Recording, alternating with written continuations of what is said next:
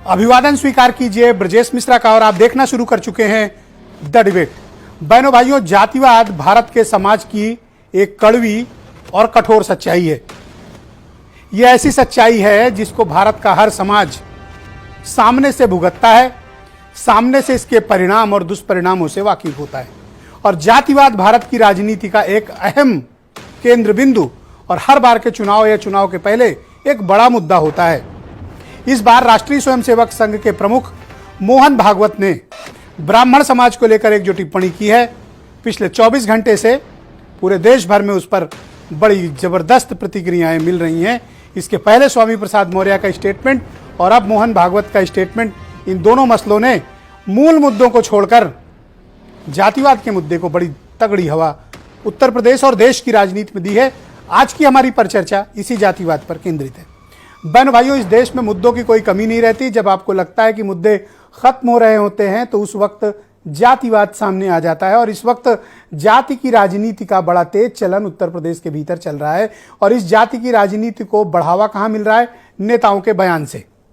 स्वामी प्रसाद मौर्य, उसके पहले प्रोफेसर चंद्रशेखर यादव और उसके पहले राजेंद्र पाल गौतम के मसले खत्म भी नहीं हुए थे कि बेहद महत्वपूर्ण और राष्ट्रीय स्वयंसेवक संघ के मुखिया मोहन भागवत का ब्राह्मणों के खिलाफ एक स्टेटमेंट आ गया।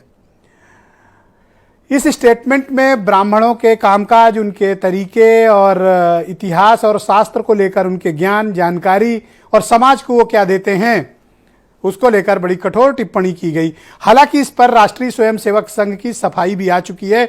उन्होंने कहा पंडित शब्द का मतलब ज्ञानी से था, पंडित शब्द का मतलब ब्राह्मण से नहीं था। लेकिन पूरा देश जानता है कि पंडित मतलब ब्राह्मण होते हैं। लेकिन ये सफाई से पहले पूरे देश भर में मोहन भागवत के इस स्टेटमेंट को लेकर बड़ी जबरदस्त प्रतिक्रियाएं प्राप्त हो रही हैं। तो हिंदू समाज में ये भ्रांतियां कौन फैला रहा है? क्या ब्राह्मण समाज फैला रहा है? क्या जातिवाद को ब्राह्मण समाज फैला रहा है? अगर स्वामी प्रसाद मौर्य या दूसरे ओबीसी लीडर्स की माने तो हां, ब्राह्मण ही फैला रहे हैं। और आजकल ब्राह्मण सबके टारगेट में आ गए हैं। तो 14% वाली ये कम्युनिटी नेतृत्व विहीन क्या हुई कि इस पर चारों तरफ से हमले शुरू हो गए। इन हमलों के पीछे की वजह क्या है? और सभी के निशाने पर ब्राह्मण क्यों रहते हैं? क्या अतीत में इनके कुछ अत्याचार हैं या अतीत में बहुत डोमिनेशन रहा है सोसाइटी में, इस कारण ये चर्चा में है? या फिर एक बिखरा हुआ लावारिस वोट बैंक है जिसकी कोई पूछ नहीं है, जिसकी कोई इज्जत नहीं है, उसको लेकर किसी का भी स्टेटमेंट आ जाता है। तो ब्राह्मणों को लेकर इस तरह के बयानों के पीछे का मकसद क्या है? बहनों भाइयों, यह हमें राजनीतिक रूप से समझने की आवश्यकता होगी। हमें यह समझना है कि इस कम्युनिटी का टारगेट क्यों है और मूल मुद्दे हमें किस पर बात करनी है। महंगाई पे, शिक्षा पे, रोजगार पे, हेल्थ फैसिलिटी पे, इंफ्रास्ट्रक्चर पे।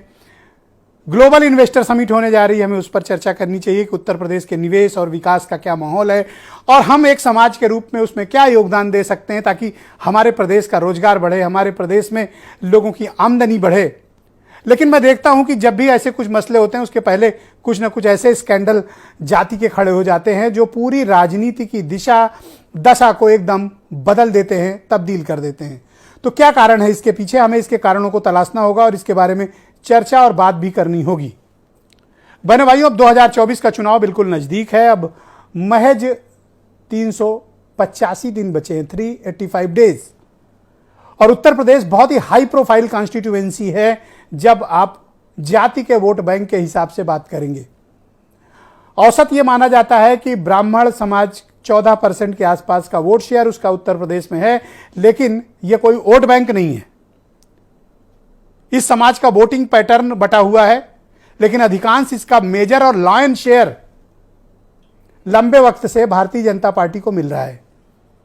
लिहाजा भारतीय जनता पार्टी के पेरेंटल ऑर्गेनाइजेशन से आई इस टिप्पणी पर ब्राह्मण समाज आहत महसूस कर रहा है। सुनील आम्बेकर की सफाई भी आई, लेकिन वो सफाई 24 घंटे बाद आई। तब तक ये मसला वो हर व्हाट्सएप पे, हर फेसबुक पे और ट्विटर पे लोगों के बीच चर्चा का विषय बन चुका है। हम आज इसी के बारे में बात करेंगे। मैं चाहता हूं कि पहले आप कुछ स्टेटमेंट सुन लें, फिर उस स्टेटमेंट के पश्चात इस डिबेट को हम आगे बढ़ाएंगे। मुंबई में डॉक्टर मोहन जी भागवत, परम पूजनीय सरसंघचालक, संत रोहिदास जयंती के कार्यक्रम में बात कर रहे थे। उन्होंने अपने वक्तव्य में पंडित शब्द का उपयोग किया। पंडित का अर्थ अर्थात मराठी में वो बोल रहे थे, पंडित का अर्थ विद्वान अर्थात कुछ विद्वान ऐसा होता है। देखिए, इसमें कोई शक नहीं है कि भगवान के लिए तो सब एक हैं। जातियां तो हम लोगों ने बनाई हैं, अपने अनुसार अपनी सुविधा के अनुसार जातियां बनाई हैं। और कोई काम छोटा नहीं, कोई बड़ा नहीं। कोई पढ़ाई लिखाई से करेगा, कोई मजदूरी से करेगा, कोई अन्यथा काम करेगा। और 2023 के अंदर कब जात पात की बात के अनुसार समाज को बांटा जा सकता है? हम सबके सब उस भगवान के लिए एक है, उस प्रभु के लिए एक है। ये उन्होंने बहुत अच्छा बयान दिया है। संघ जो है एक मनोवादी सोच का संगठन है और क्योंकि ये मनोवादी सोच का संगठन है तो इस पे अविश्वास स्वाभाविक है। लेकिन ऐसे में जाति भेद जो है वो उसके दोषी ब्राह्मण हैं। ये स्टेटमेंट जो संघ प्रमुख मोहन भागवत जी का आता है, ये स्वीकारिता जो आती है, ये अपने आप में उनको बहुत बड़ा बना देती है। एसएस प्रमुख जिस तरह की भाषा इस समय बोल रहे हैं, तो उनकी अनुयायी संगठन की सरकार है, वो तय करें। जब चुनाव आता है तो उन्हें हिंदू मुसलमान याद आने लगते हैं, उन्हें ब्राह्मण याद आने लगते हैं। आखिर आरएसएस इस तरह की विचारधारा क्यों रखती है? हम तो भारत जोड़ने की बात करते हैं, हम बांटने की कभी सियासत नहीं करते। भाई, हमें इस राजनीति को समझने की आवश्यकता है कि अचानक से ये जातिवाद का मुद्दा कैसे हावी हो गया। इस मसले को समझने की आवश्यकता है। मेरे साथ इस वक्त उत्तर प्रदेश की राजनीति में बेहद चर्चित